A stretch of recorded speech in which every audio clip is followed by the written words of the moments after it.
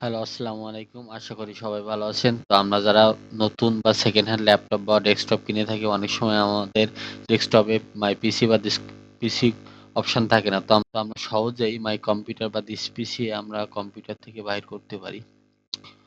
তো আশা করি এই ভিডিওটি যাদের ভালো লাগবে অবশ্যই শেয়ার বা সাবস্ক্রাইব করে পাশে থাকবে।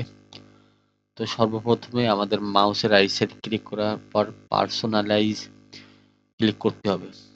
তারপরে আমরা সেটিংসে চলে আসবো সরাসরি। সেটিংসে আসার পরে আমরা সার্চ বারে সার্চ করব থিমস।